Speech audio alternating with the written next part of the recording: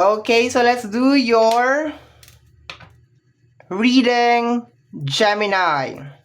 Hello, my dear Gemini. Welcome back sa ating YouTube channel. My name is RJ, your tarot card reader. At ang gagawin po natin ngayon is yung ating daily reading para po to sa araw ng June 18, 2026. Tingnan natin kung anong meron sa araw na ito.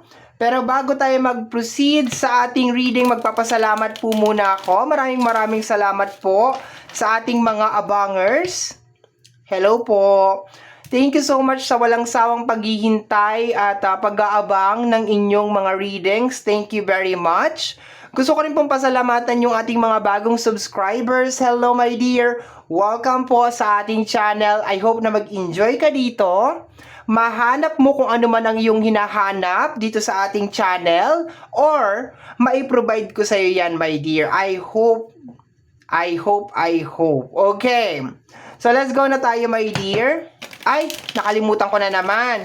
Sa mga interested po sa ating private reading, nasa description box down below, my dear, yung mga details, information na kinakailangan mo para po makontak ang inyong lingkod. Let's go na tayo, my dear Gemini. June 18, 2026. Let me see what is going on.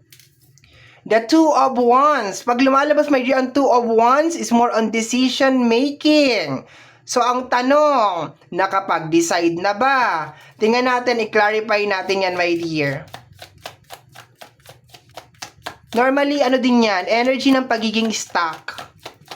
Stuck sa isang sitwasyon. The Fool card. Yes. Okay. So, my dear, himay-himayin natin siya.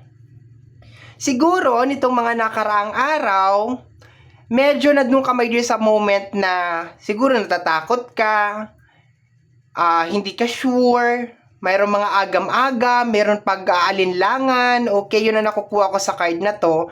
Pero sinasabi sa card na to, my dear, that you are willing to take the risk, okay? So, nawala na yung pangamba, nawala na yung, ayoko naman sabihin na nawala na, siguro nandyan pa rin, it's just more on parang, na-realize mo siguro na ito yung magandang gawin, na mag-full card tayo, which is may kinalaman sa new beginnings. Yes, new beginnings po siya, pero more on a very risk-taking na energy or risk-taker na energy. Okay? Pwede to sa usapin ng love, pwede to sa money, pwede to sa career, pero maganda yung energy niya, my dear, kasi hindi ka na stuck. You are decided already, okay? Nakapag-decide ka na, my dear, na okay, mag-move forward na ako. Kasi kung sa Two of Wands tayo, kita mo may dalawang wands. Hawak niya isang wands. Ibig sabihin, meron siyang hawak na globe or globo. So, yung energy niya kasi, my dear, is parang meron siyang mga dreams, meron siyang mga binivision sa buhay, meron siyang mga pangarap. Pero merong energy, my dear, sa kabilang wands sa likod niya na pumipigil sa kanya.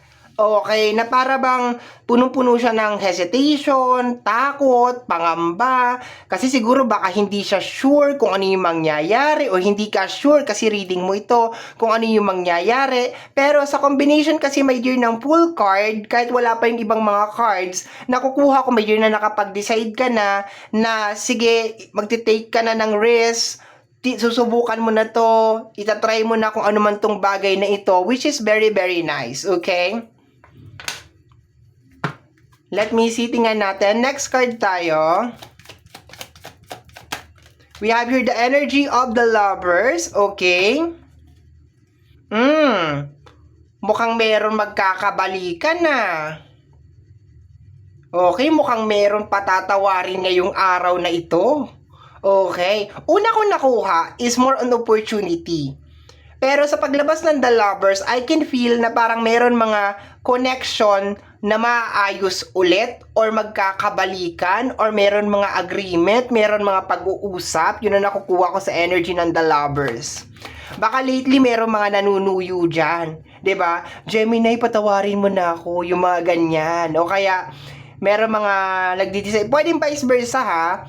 Gemini, patawarin mo na ako. O kaya isang Gemini na babalikan ko ba siya? Magsusorry ba ako? 'Di ba? Kasi ayoko naman maging one-sided lang na laging yung kabila lang, 'di ba? So posibleng vice versa is either ikaw babalikan ko ba siya or hindi. So yung energy, my dear, is more on kung nandun ka sa moment, my dear, na nag-iisip ka, babalikan ko ba siya?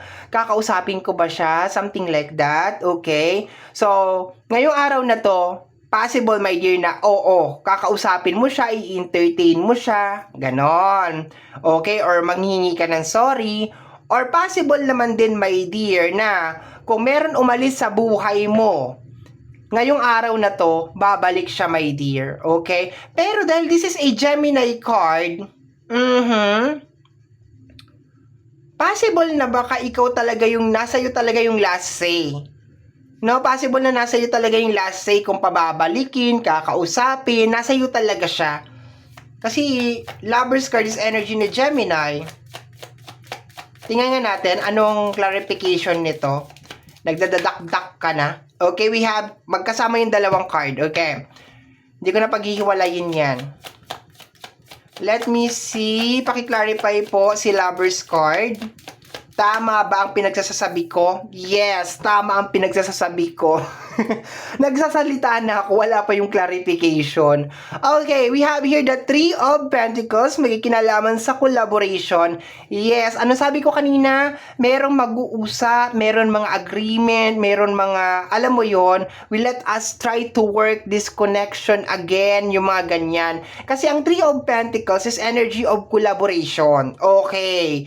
So, siguro nga, lately, siguro punong-puno talaga ng mga hesitation, pag-aagam-agam, yung mga ganyan. Pero today, sinasabi, my dear, na you are finally decided na, sige, subukan natin ulit to. Try natin kung ano yung mangyayari. Okay. Pero, my dear Gemini, possible din sa araw na ito na meron mga tao, my dear, na ano daw? Pupunta ngayon, ano daw, sasabihin ko, meron mga tao ngayon, my dear, na probably makikipagkasundo sa'yo. Okay, manghihingi ng sorry. Or baka matagal na nanghihingi ng sorry. Sa usapin ng career, maganda din to kasi I can feel na for some of you is magi-start ng mga panibagong project, okay? Posibleng something that you really love, my dear, or something that you really like, okay? Posibleng may kinalaman sa passion mo. Kunyari, ang passion mo ay magmaneho, ang passion mo ay manahi, ang passion mo ay, di ba, mag-travel.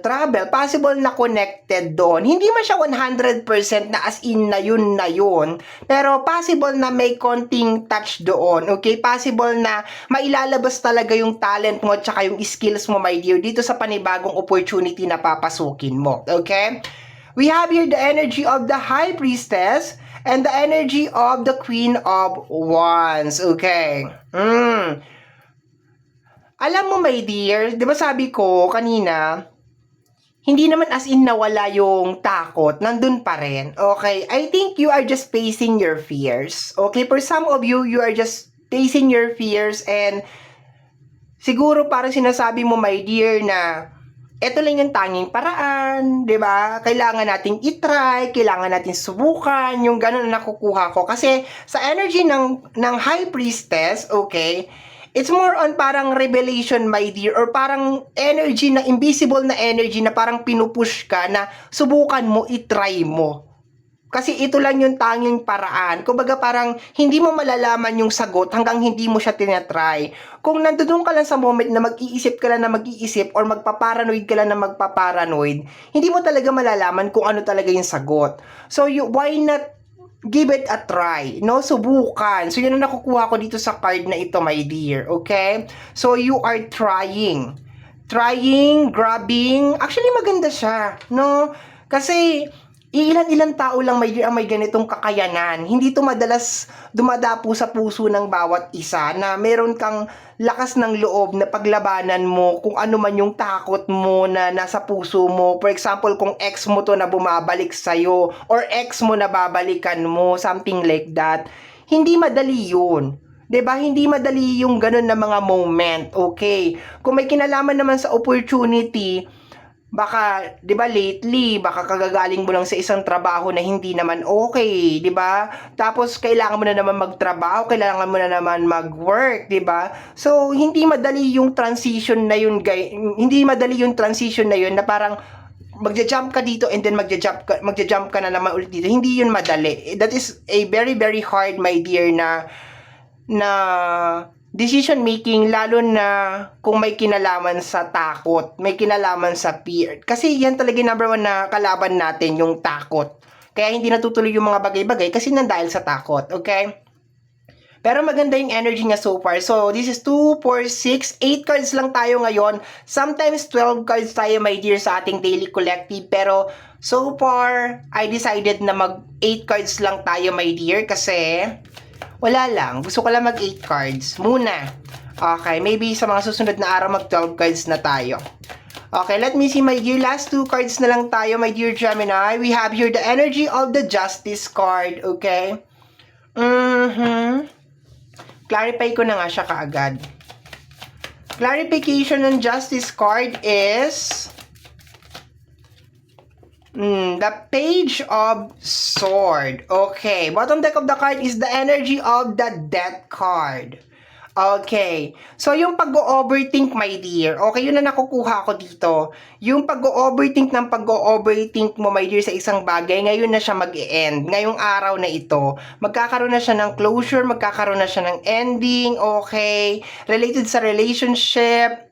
Okay. Ayan. Meron talagang mag-i-start ulit na relationship. Hindi siya as in like nagtapos. Okay. Kung naghiwalay naman na talaga kayo na as in, like, you are 100% na sure na wala na talaga, hindi na kayo magkakabalikan.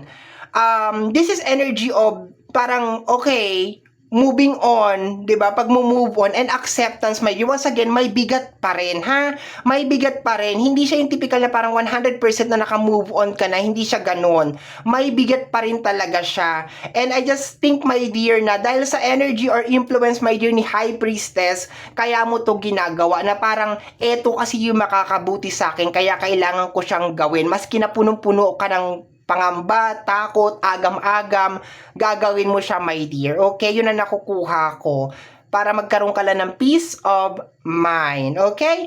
So, my dear Gemini, yan po nasagap natin na message energy para sa araw na ito, June 18, 2026. I hope, my dear, nakatulong po itong reading na ginawa natin. And until next time, bye-bye. Thank you, my dear. See you soon.